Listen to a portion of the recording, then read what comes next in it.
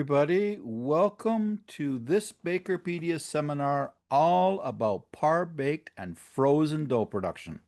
I'm Mark Florka, your host for today. This seminar is brought to you by ECD Baking. ECD's baking solutions provide the vital data required to breeze through compliance audits and keep loyal customers coming back for more high-quality baked goods. Brand equity on the shelf life requires baking precision in the oven. Every mole, that's MOLE, thermal profiler, including their revolutionary touchscreen Mole EV6 thermal barrier and sensor, is built in the USA at their Oregon headquarters. Manufactured to the highest standards with award-winning service and support, Mole thermal profilers and scalable sensors are vital ingredients to baked goods perfection. To learn more about their solutions, visit www.ecd.com. Today, we are joined by Oscar Gomez. Oscar Gomez is the product manager for ECD's baking division. He has extensive thermal profiling experience, having worked with a Mexican industry representative distributor company supporting large commercial bakeries in their process optimization objectives. Oscar joined ECD in 2022 and, in addition to his baking division role, supports Latin American electronics customers. Now, let's dive into frozen dough, as I will give a short presentation and then hand it over to Oscar. So I'm going to start my presentation by sharing my screen here. Frozen par-baked products, as we said in the introduction. So the frozen bakery market is valued at 45.8 billion in 2023 and is set to expand at a compounded annual growth rate of 6.5% between 2024 and 2032, supported by the rising demand for convenience food globally. Now, to put that into perspective, that means that by 2032, the frozen bakery market will be valued at almost $90 billion, almost double what it was in 2023. The global market for frozen dough and par-baked products is experiencing robust growth fueled by increasing consumer demand for convenient, high-quality baked goods and the expansion of retail and wholesale bakeries. So it's not just artisan breads, it's everything. It's snack items, hamburger buns, keto, all kinds of things that is growing. So we're going to go through, we went through the intro, we're going to go do a bit of an introduction, talk about what frozen dough and par-baked is, talk about ingredients, and talk about freezing. Okay? So, first of all, introduction. Frozen dough products are widely sought across both household and commercial sectors. So you'll see a lot in the freezer section where you can buy frozen dough products that are either brown and serve or ready to bake, as we'll get into, right? And it's because of their extended shelf life and the ease of preparation at home. So there's no dough mixing involved, no rising, all these kinds of things that for some consumers, either they don't have the time for or it's scary stuff. And similarly, in a lot of restaurants, hotel, convention center operations, and so on.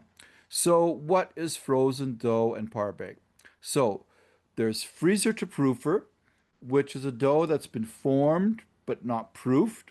So it's ready to go in the proofer. So you eliminate at least the dough production steps. So you take these, you put them in your proofer, and then there's freezer to oven. And I've seen some of these and they're incredible. And that's where you take the frozen dough out of the freezer and they go right into the oven and you bake them straight from frozen. And then there is par bake. And parbake has been baked to an internal temperature of 82 degrees Celsius and without being browned on the outside. And so that is different than freezer to table. Freezer to table bread has been fully baked and just needs thawing You don't even necessarily need to brown the freezer to table, but you can crisp it up maybe a little bit. But par bake, you still need to bake it. So par baked items have not gone through all of the mixing, and they've only gone through a partial baking process, and they just require that final bake to finish cooking the inside and to brown it all nicely on the outside. So, ingredients. So, flours, gluten, starch, and browning create the bread's essential structure and flavor. Optimal protein and starch levels ensure quality bread texture and volume, and proper flour storage and temperature prevents spoilage and dough issues. So, storing your flour correctly is equally as important as the specs on the flour when you purchase it. So, you have to make sure it's kept nice and cool and dry, and that so that you don't get insects growing, you don't get mold growing, all kinds of other issues that can happen. Right? Water is crucial for dough formation and rise. Water quantity and hardness, right? Always be aware water hardness can vary from region to region, depending on also whether you're on a well or municipal water and so on, right? And the water quality, obviously, and water temperature and evaporation are vital for successful baking. Yeast is, of course, critical. Yeast drives dough leavening and flavor development through fermentation. Yeast cells that are vulnerable to freezing impact the dough quality. And freeze-tolerant yeast strains are optimized for handling and are critical for frozen dough. So if you just use regular fresh yeast or instant or active yeast, what a lot of people do when they start out is they simply put more yeast in on an assumption of some of it's going to die in the freezing process, but most of it gets damaged, right? And not just killed, right? So it's always best to use a freeze tolerant yeast strain. And so other ingredients, fats, which is like oil, butter, shortening, and so on. And they're essential even in small amounts. They can be 2 to 3%, sometimes four. And of course, there's like things like brioche where you might have, 25% or more, right? They significantly improve bread's overall quality by enhancing its flavor, refining its texture, and extending its shelf life. So the fat is one of those things that really helps us keep the bread soft longer. And so the fat tenderizes the bread and it prevents staling. And different fats offer varied textural and flavor contributions. Butter, obviously, contributes a lot of butter flavor, but there's even differences between oils. If you have something like grapeseed oil or sunflower oil, they are very, very clean tasting. Then you have canola oil, it's pretty clean and it's very low in saturates. Soy has a little bit of, starts to have a little bit of a flavor note to it. Corn has a more distinct flavor note. And then there's other oils that, especially like olive oils and things like that, which contribute a lot of flavor, just like butter does, right? And salt is crucial and it's another one of those multifunctional ingredients. Crucial to bread baking beyond just flavor. Of course, it removes blandness and gives us a nice salty flavor. It significantly strengthens the gluten structure because it charges the proteins. And it increases bread volume and improves the overall crumb texture. Salt also plays a vital role in yet regulating yeast activity and preserving bread. So if you end up cutting back on the salt, you'll notice that the bread will rise too quickly, will not have as good a volume, and it also, besides flavor, it's also going to help reduce some of the shelf life in terms of preservation and things like that. Right? So sugars, they fuel the yeast in fermentation and aids in leavening, act as a primary food source for yeast, enabling the production of carbon dioxide, which is essential for dough to rise and achieve good volume. Sugar enhances flavor, aroma, and crust browning through its participation in the Maillard reaction, which is often still being debated as to whether it's part of the Maillard reaction or if caramelization is a different reaction. But today we still consider it part of the Maillard reaction, such just like when proteins brown. And sugar improves bread's shelf life by retaining moisture. So it helps reduce your water activity at the same time keeping the product moist.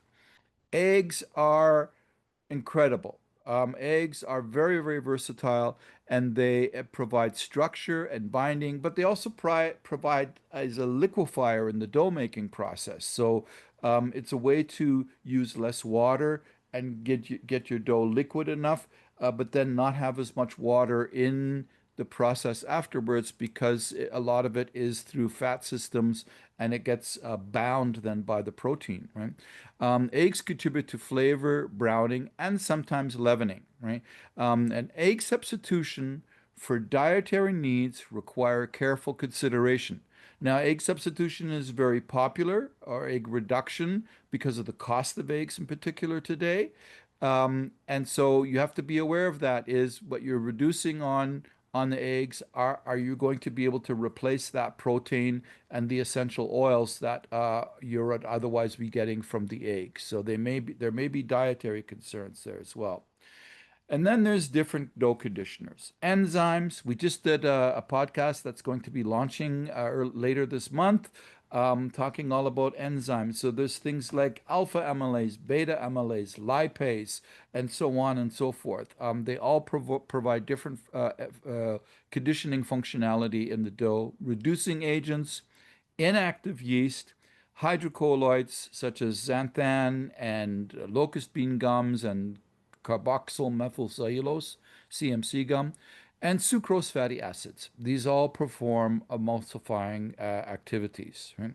So amongst the emulsifiers also are sodium stearoyl lactylate. Everybody just calls it SSL, which is an amino acid, and mono and diglycerides of fatty acids, which is extracted from oils, as it says, it's from fatty acids, and it performs an excellent emulsifier function.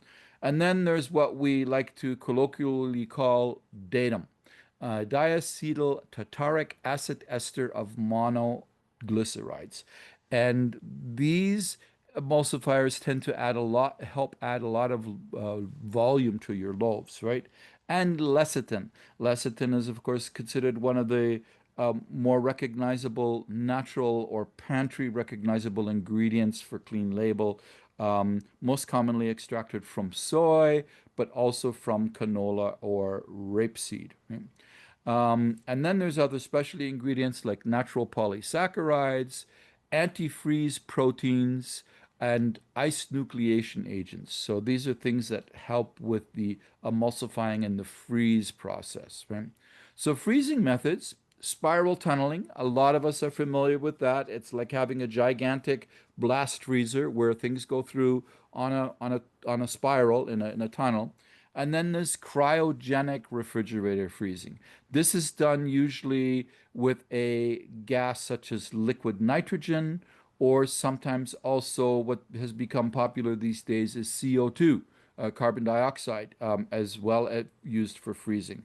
And then there's ultrasonic assisted freezing, high pressure assisted freezing, and there's various packaging methods that are used, including modified atmosphere packaging, where oxygen is removed and replaced with nitrogen. Um, so thank you very much. Get our pocket guide online. You can download that at bakerpedia.com and keep that handy in your pocket anytime you need to refer to it. And you can follow us on Instagram at Bakerpedia. Of course, our website, bakerpedia.com. And you can contact us at sales @bakerpedia.com. And you can find us on LinkedIn as at bakerpedia.com. So now I will stop sharing and turn it over to Oscar. Good morning and good evening, everyone. Um, well, partial baking. Partial baking is a great, easy way to produce bread in a very easy way at very different locations. And it has many good advantages and different industries and supermarkets, convenience stores, restaurants have adopted embraced partial baking because of all it can give you. Um, Partial baking allows you to have at that final point a bread that feels like it was freshly produced, like if it was baked in location, just out of the oven. And it truly is the way of the future. Well, as you may know, baking consists of applying heat until we get these beautiful, pleasant, tasty, and brownie, crunchy bread that we all love. Um, we want bread that is beautifully colored, um, that has a crunchy, crisp crust.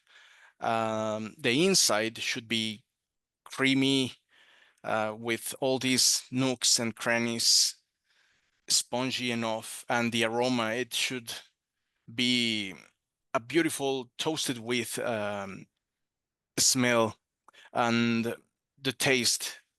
We all know how freshly baked bread tastes like, and partial partially baked products allow us to provide this experience to many worldwide. With this, we are able to respond faster to consumer demand.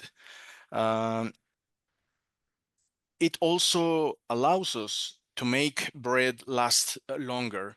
There is a lot of microbiological activity we're always fighting against. This method allows us to give the final customer beautiful baked bread that tastes just like out of the oven. So in normal baking, we have 3 stages. Um, During these 3 stages, the bread will undergo a series of transformations that will lead it from just a piece of dough to this beautiful baked bread.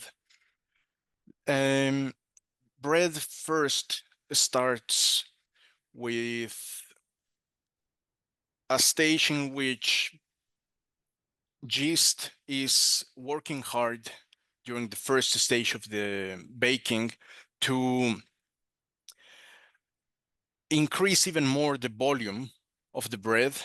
During the proofing stages, we had already provided yeast with an environment in which they increase the volume of the bread. But during this first oven spring stage, they work overdrive in order to create the basis for the structure of the bread. Then after this stage, we reach a point where yeast ends up being killed, and we reached another stage where the wheat starch starts to gelatinize around 65 degrees, around 60% of the baking time. Um, this internal matrix starts to coagulate, and around 68% of the baking time, we also have the naturalization of the gluten proteins, where they unfold, reassociate, and solidify. And in normal baking, we have this last third stage that comprises 15, 20% of the remaining time. And we have a KPI in baking named arrival temperature. When our internal bread temperature has reached around 90, 88 degrees Celsius, just below the final oven exit temperature, of the bread. In this third stage, there is coloring of the crust. There is loss of moisture, and we end up with our beautiful bread. However, with partially baked processes, what we try to do is to interrupt this baking process at around 70-75% of the baking time. Just after the yeast kill and the coagulation of proteins and the starch, there is a point just before the arrival temperature where we can interrupt baking, and then we can flash freeze our partially baked bread and then resume afterwards at a final restaurant or supermarket, and we can continue this process. And just by giving 8 minutes of baking time at the final restaurant or supermarket, they end up having freshly baked bread that smells and tastes just as if it had been done in a bakery. Of course, this has the benefit that instead of needing to have a very good baker at 30 different locations, you can have just one good baker at a centralized place, partially bake your bread, and then finalize the process very easily by anyone at a supermarket, a convenience store, restaurants, or even at home. These are the 3 stages I was telling you about. So how do we know when it's the right time to interrupt this baking process?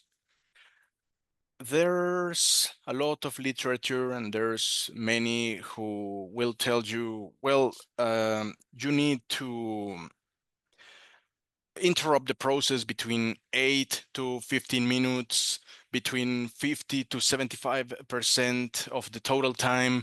This is very vague. Why? Of course, every different location, every different product has a different S-curve and a different baking time and baking stages that we must reach at different times to show after the bread changes.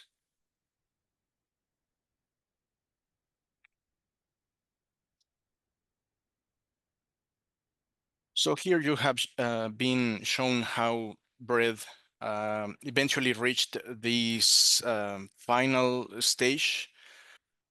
We will see the different techniques currently used.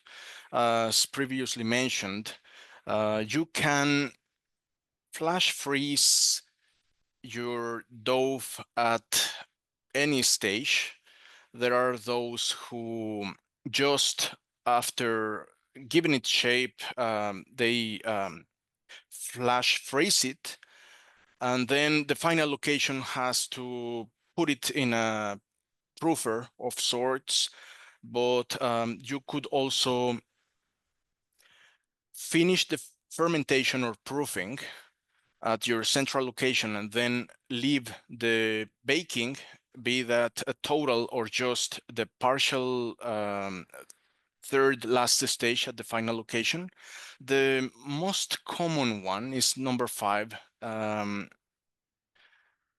This is the one we most commonly see when we talk about partially baked products. We just need to finish the last remaining stage at the final point. And if we go forward a couple more slides, we can show you how each of these final locations can find the exact recipe to make sure they are not under or overcooking when they are heating it again, but also how the plant who is making bread, proofing it, and baking the first two stages, how they can come up with the exact times when this partial bake process should be stopped. ECD offers different um, products. The most important ones are the thermal profilers and the breadometer accessories.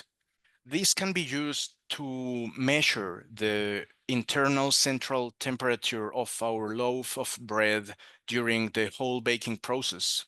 And the thermal profiler can let you know how your baking process is doing, and it can show you.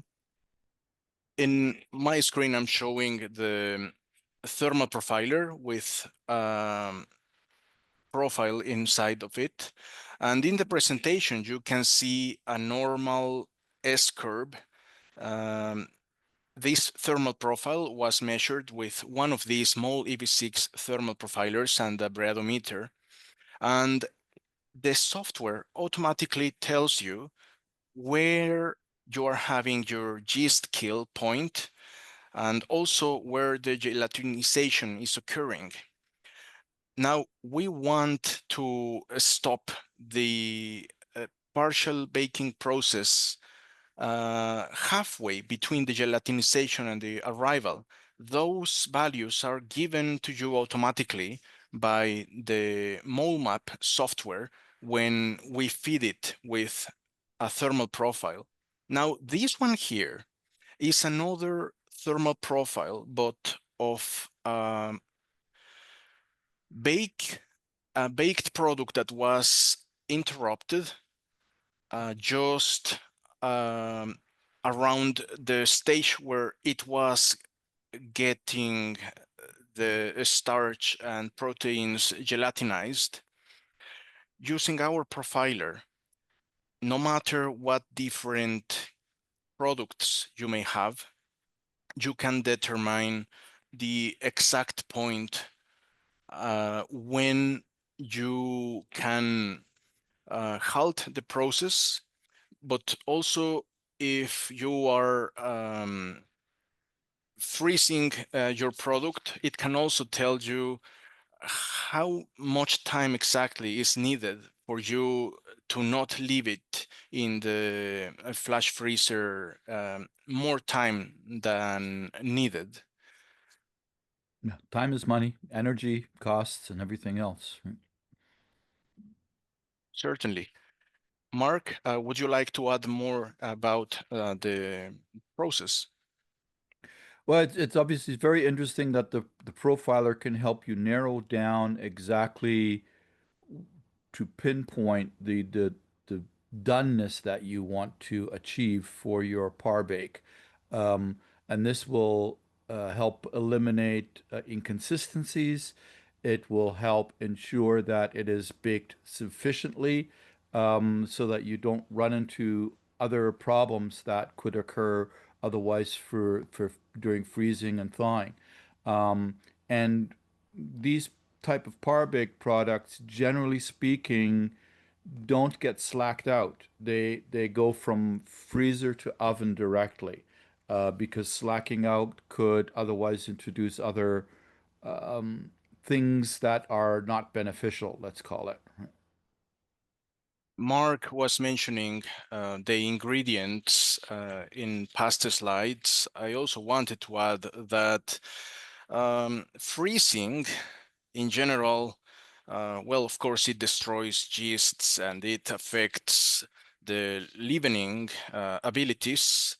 So many plants and bakers try to compensate these by giving it more proofing time and adding other ingredients. Heard some even using honey or solid fats or coconut oils to keep the gluten matrix from collapsing.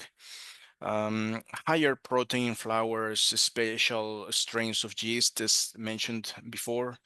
Um, the frozen dough um, will generate ice crystals, and these ice crystals will, of course, dehydrate gluten.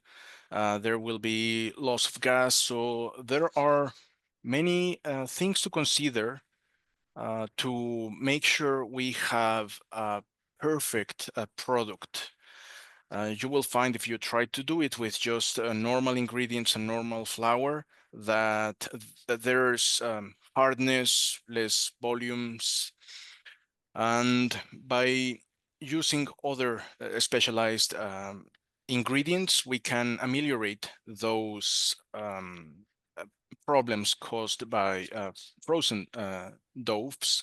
However, if you get it right, it's a great way to provide these fresh products to many different locations, and it just tastes quite as if it had just been baked out of the oven, Mm-hmm. right? Freshly baked. Yep. And it is not partial baking is not the same as just reheating an already baked product. If you reheat an already baked product, you won't have the same aroma, taste, texture as if it had been freshly baked. Yep. This experience is why many restaurants, supermarkets, convenience stores are using partially baked products to just finish the bake those places and give this taste and aroma Yeah, that it's many very love. different. Yeah. So what the thing that you're referring to is what is often, especially in the restaurant industry, they call it brown and serve, and that's not the same as par baked. Brown and serve is fully baked product that all you're really doing is crisping it up a little bit, and it doesn't taste the same as something that has been par baked, where the baking cycle is finished. So it does take a longer time, relatively speaking, to the brown and serve, but it still saves considerable amount of time compared to actually having to, of course, carry ingredients, mix the dough, bulk fermentation, proof shaping, molding, and all these other things. It's basically you take it out of the freezer and put it in the oven, and like maybe what 10 to 15 minutes, depending on the product, is you're ready. You got ready fresh baked product, right? So we can go to the questions now.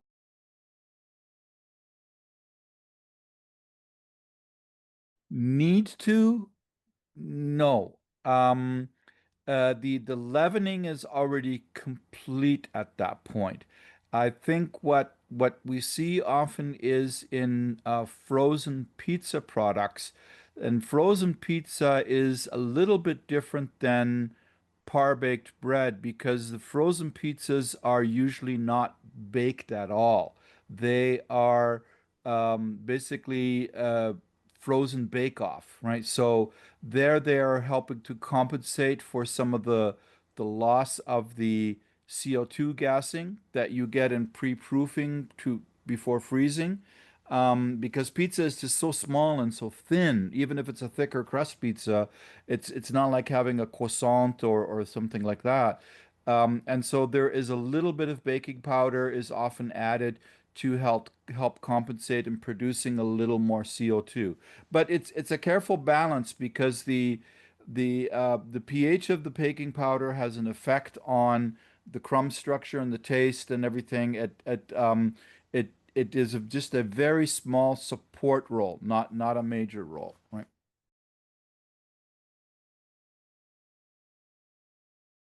Well, Yeah, Oscar, yeah, it'd be great for you to add to that. Yeah. thanks, because it relates specifically to what our profilers can do by inserting the thermocouples or the breadometer inside a piece of dough or partially baked bread. Um, let's say if you need 18 degrees Celsius negative for it to be considered safely frozen. Of course, if you have a minus 40 degrees freezer, if you leave it there long enough, eventually your product will reach that minus 40 temperature. But it can be very helpful for a baker or a plant to determine exactly at what minute and what second the center of your product reaches minus 18 degrees. Hmm. So that way you are not wasting energy or time unnecessarily, and you can then move your product from that flash freezer to storage using just the exact amount of time you need and not a minute more. Yeah, and also important with that too is that as if you freeze too long, so to speak, was what we're kind of getting at.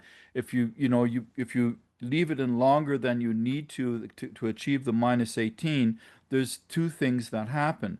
Is the water crystals start to form larger crystals. And the larger the water crystals get, they will separate out of the matrix later on. So then it'll affect the quality of your product. The other thing is that the water can actually, in that process, even while it's freezing between minus 18 and minus 40, it can evaporate.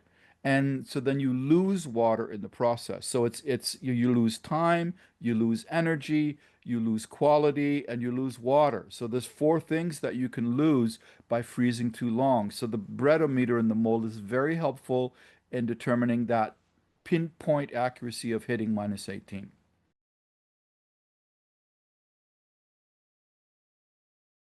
Well, That's the um, magic question. yeah, every different product has their different times and temperatures to consider. Now, I had shown a slide with the three stages, right? Hmm. Every product has different times and temperatures, but what you can do is profile a complete bake, and let's say it's an 18 minutes process. With your thermal profiler, you can determine that a whole complete bake ends up at 18 minutes, and you can determine that the gelatinization of wheat starch and the naturalization of gluten proteins is happening around, let's say, 12 minutes. Hmm. Um, if the arrival temperature of the last third stage is reached around 15 minutes, you can then select a point halfway, let's say 13 and a half minutes, and pick that as a starting point for when you do the baking process again, but now you interrupt it at around 13.5 minutes. Hmm. Um, of course, you can fine tune it, but by doing this first complete profiled bake, you can see all the stages and all the important points where they are happening, and you can use them to determine for your partially baked product when it would be most ideal. If you see that 13.5 wasn't quite enough, well, you can then um, retrieve it, Hmm. interrupt it at around 14.5 minutes and see if that is the exact right point where the partial bake process should be halted.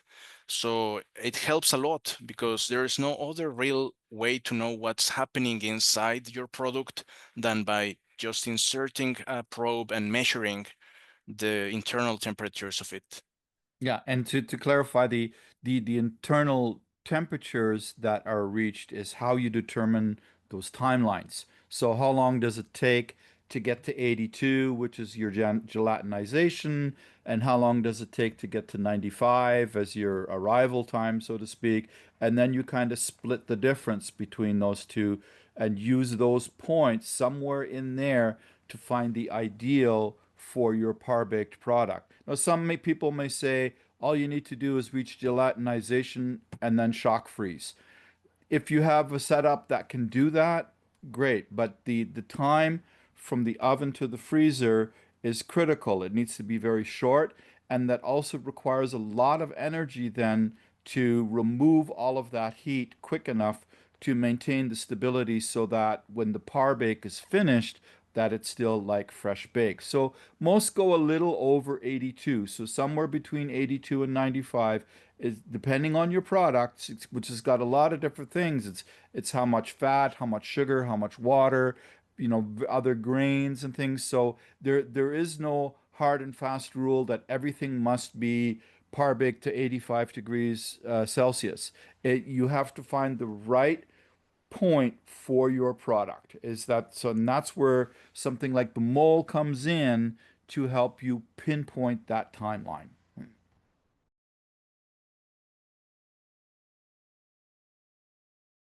For par baked and frozen dough, you par baked will not need a freezer tolerant yeast because you can use any yeast that it works well for your formula because the yeast is killed off mostly in the partial baking cycle.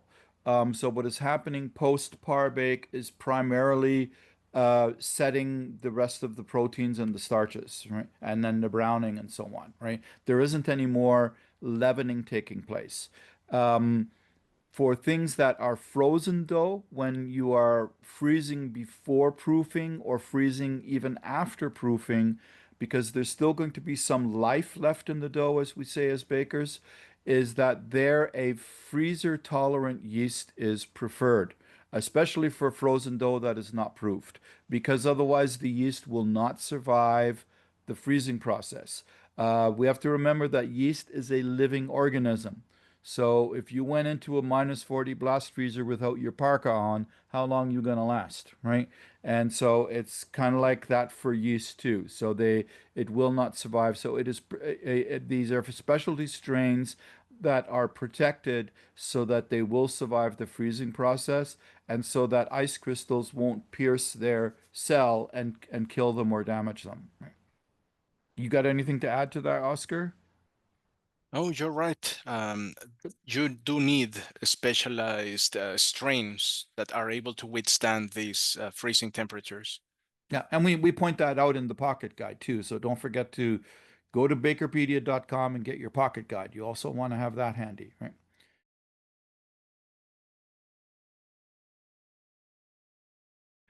Well, by ingredients, I think what we're pointing to is perhaps emulsifiers a little bit. I mean, other things are as we have outlined the way they contribute is of course you need sugar for browning flavor and feeding the yeast and salt for strengthening the gluten matrix um, and of course also for controlling the yeast fermentation. It also contributes to browning and flavor, and then the right emulsification system for the product that you are making.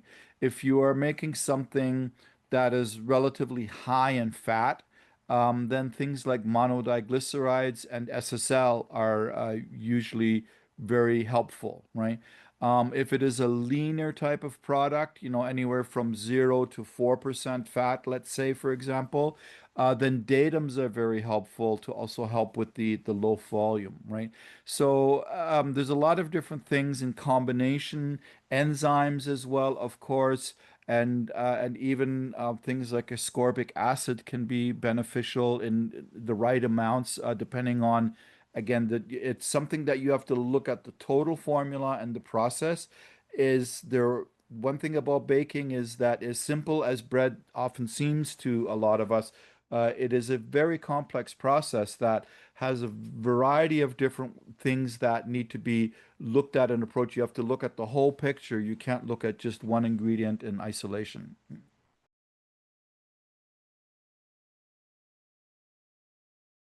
There again, it kind of depends on what the rest of the process is going to be. Is it going to be frozen without proofing or frozen pre-proofed? And if it's just frozen dough, then the cooler the better, because you don't want the dough to start fermenting in the shaping and forming process before it gets to the freezer, right? Would you agree, Oscar? Definitely. Yeah. I mean, what I've seen mostly is like 65 to 68-degree doughs, right? Like quite cool, right? And but if it's going to be pre-proofed and frozen, then you go to a more what I would call typical dough temperature, where it's going to be somewhere between 78 and 85, right? Usually closer to the 78 would be ideal, but and I know in hot climates that's often very difficult to achieve. Hmm.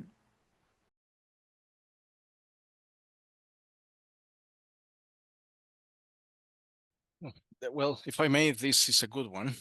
Yep. Well, consistency is one of the main problems any plant or baker has. How do you ensure that um, all of your 30 restaurants, 30 convenience stores, all have exactly the same bread? Um, even even if they all have the same models, the same of ovens, there's always differences that will slightly throw off your times and temperatures.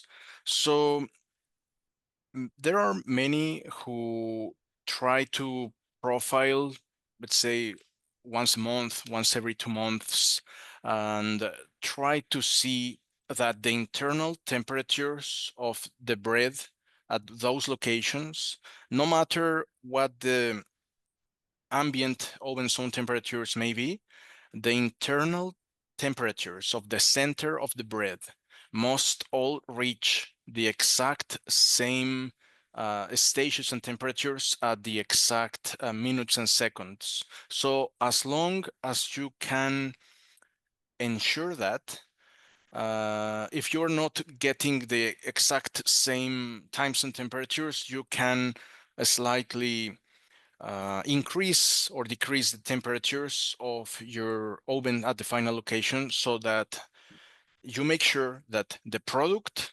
is following the same S curve, well, the same temperatures, because this is the last third stage in all the other locations. If normally it takes 6 minutes for bread in this place A to finish the baking process. Perhaps a different location in another city will need 6.5, even 7 minutes, or slightly more temperatures.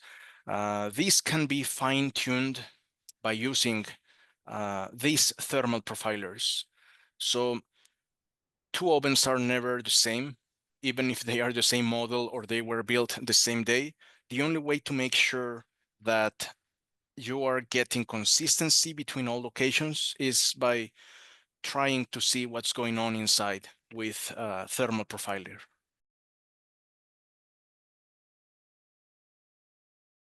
Technically, no, because the freezing is your preservation. Um, and the only reason you would consider if your client wanted preservatives added because let's say, for example, if they're baking it off and they want to package it and have a 7-day shelf life on the floor, like inside a grocery store or something like that, which kind of eliminates the whole reason for fresh bake off kind of, but it would be sort of not a wise way to go about it, right? I guess I would say, but that's the only case I can think of where a preservative might be useful. But for the actual freezing process, which is then going to be par baked, no, because the freezing is a preservative, the baking is sterilization, and so then the only concern is how it's being handled after it's baked.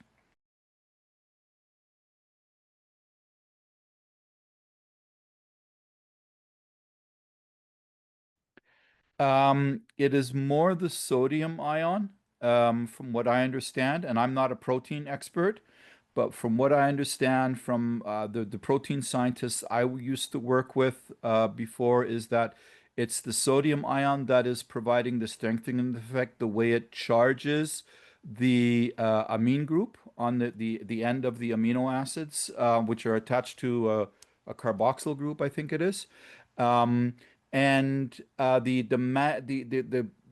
things like when things like magnesium chloride and potassium chloride are used, the chloride doesn't have that effect, right? So salt that we use, like table salt or salt that we use in baking, is chemically known as sodium chloride because really it's made up of those two molecules, and it is primarily the sodium that is providing that charge to the amine groups to be able to. It's kind of like they're in a the protein is like in a coil, so that gluten proteins are beta sheet proteins, so they're kind of like in a coil. And if imagine if you had like the springs on a car. So okay, so let's take it this way. You have the springs on a car, and if you now strengthened those springs, they provide more resistance but also more stretch, right? So by connecting them together, and that's kind of what we mean by charging the protein with the sodium ion.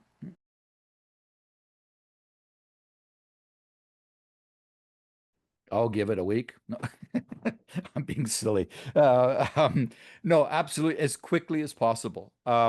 Because the thing is that it's going to deflate otherwise, right, Oscar? It's Correct. going to, yeah. So you want to get as you want to get to as your parbake point as best as you can. And oh, you got a great even example there. Cool. Right.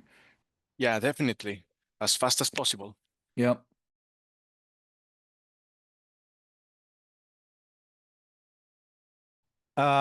That is primarily done through emulsifier technology.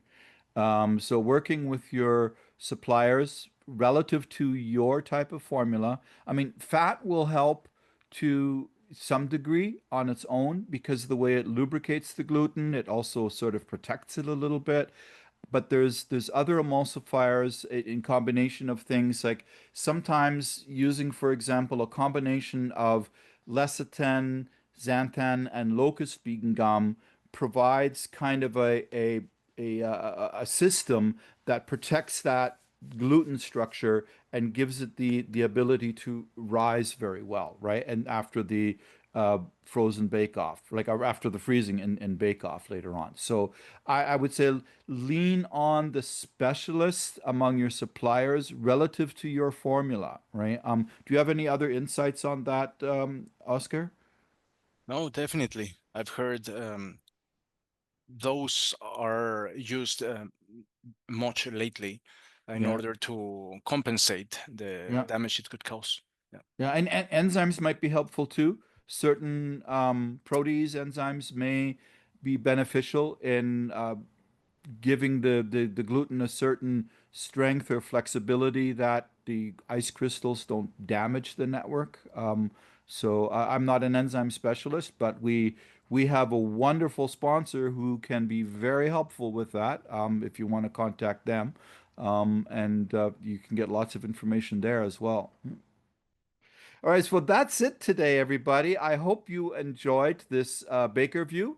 If you have more questions to ask, visit us in the Facebook group, Baking Industry Professionals on Facebook.